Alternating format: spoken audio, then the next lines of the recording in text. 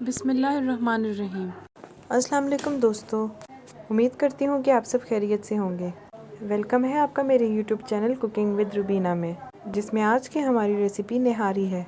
Video start करने से पहले गुजारिश है कि प्लीज़ मेरे चैनल को सब्सक्राइब कर दें। सबसे पहले हम तकरीबन 1.5 कप ऑयल लेंगे और उसमें लहसुन और अदरक के पेस्ट को अच्छी तरह से मिक्स कर देंगे।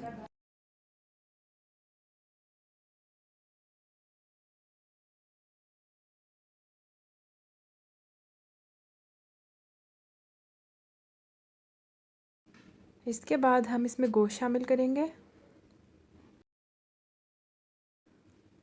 और गोश्त को थोड़ा सा ब्राउन होने तक के लिए अच्छी तरह से पका लेंगे। कुकर में थोड़ा सा पानी डाल के कुकर को बंद कर लें और गोश्त को गला लें। जब हमारा गोश्त थोड़ा सा पक जाएगा तो हम इसमें निहारी मसाला शामिल करेंगे। मैंने यहाँ पर बाज़ार से एक निहारी मसाले का पैकेट लिया था और वो पूरा पैकेट इसमें शामिल किया है। आप लोग चाहें तो इसमें और मसाले भी शामिल कर सकते हैं। मैंने यहाँ पर 1 चम्मच नमक और मिर्च भी शामिल की है।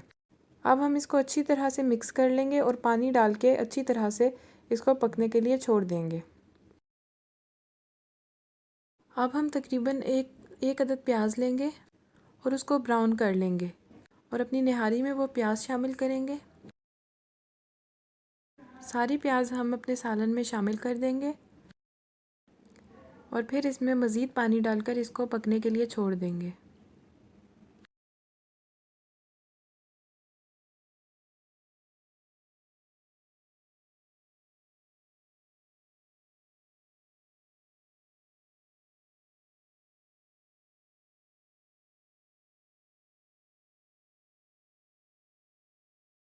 इसके बाद हम तकरीबन 1 कप के बराबर आटा लेंगे और उसको तवे पर थोड़ा सा सेक लेंगे, जैसा कि आप लोग वीडियो में देख सकते हैं।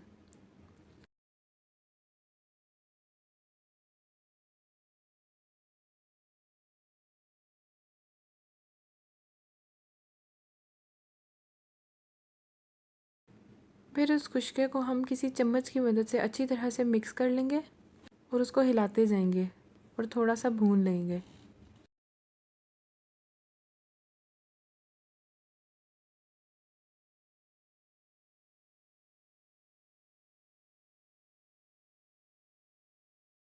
फिर जो हमने आटे को सेक लिया था, हम उसमें थोड़ा सा पानी डालेंगे और उसका एक लिक्विड तैयार करके अपनी निहारी में शामिल करेंगे।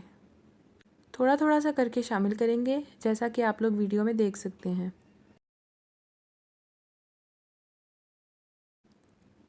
ये आटे वाला पानी शामिल करते हुए आप निहारी को अच्छी तरह से दूसरे हाथ से मिक्स करते रहना।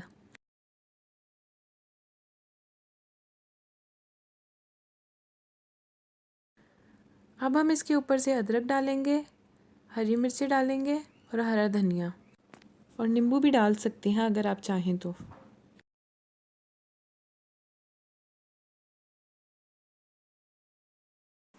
यहाँ पर हमारी मज़ेदार सी निहारी तैयार है।